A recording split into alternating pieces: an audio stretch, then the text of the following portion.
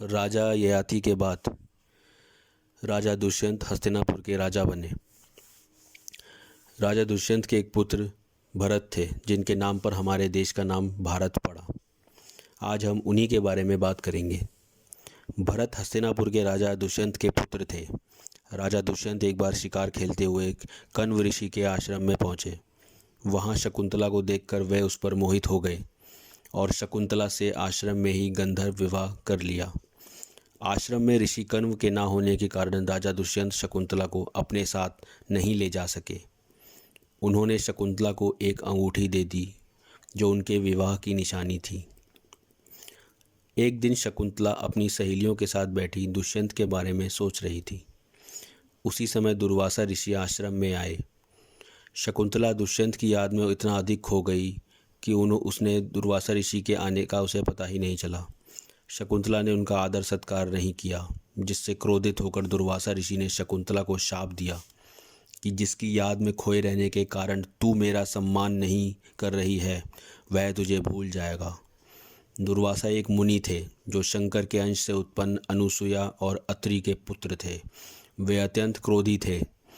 शकुंतला की सखियों ने क्रोधित ऋषि से अनजाने में उससे हुए अपराध को क्षमा करने के लिए निवेदन किया।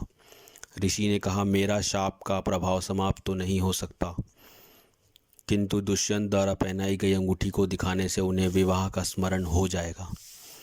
कण्व ऋषि जब आश्रम वापस आए तो उन्हें शकुंतला के गंधर्व विवाह का समाचार मिला। उन्होंने एक गृहस्थ की भांति अपनी पुत्री को पति के पास जाने के लिए विदा किया। शकुंतला के पास राजा द्वारा दी गई अंगूठी नहीं थी। शाप के प्रभाव से सम्राट दुष्यंत अपने विवाह की घटना भूल चुके थे। वे शकुंतला को पहचान नहीं सके। निराश शकुंतला को उसकी मां मेनका अप्सरा ने कश्यप ऋषि के आश्रम में रखा। उस समय वह गर्भवती थी। इसी आश्रम में दुष्यंत के पुत्र भरत का जन्म हुआ। भरत बचपन से ही वीर और साहसी था। वह वन के हिंसक पशुओं के साथ खेलता और सिंह के बच्चों को पकड़कर उनके दांत गिनता था। उसके इन निर्भीक कार्यों से आश्रमवासी उसे सर्वदमन कहकर पुकारते थे। समय का चक्र ऐसा चला कि राजा को वह अंगूठी मिल गई जो उसने शकुंतला को दी थी। अंगूठी देखते ही उनको विवाह की याद आ गई। शकुंतला की खोज में भटकते हुए एक दिन वह कश्यप ऋषि के आश्रम में पहुंच गए, जहां शकुंतला रहती थी। उन्होंने बालक भरत को शेर के बच्चों के साथ खेलते देखा।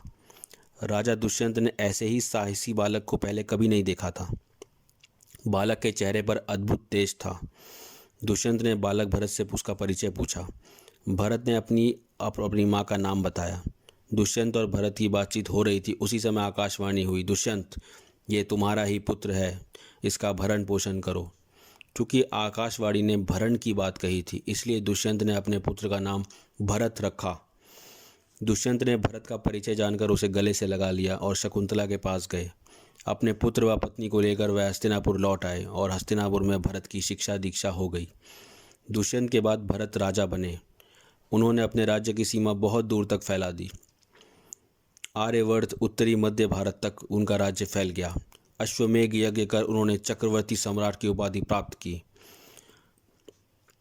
चक्रवर्ती सम्राट भरत ने राज्य में सुदृढ़ न्याय व्यवस्था और सामाजिक एकता की स्थापना की। उन्होंने सुविधा के लिए अपने शासन को विभिन्न विभागों में बांटकर प्रशासन को नियंत्रण में रखा।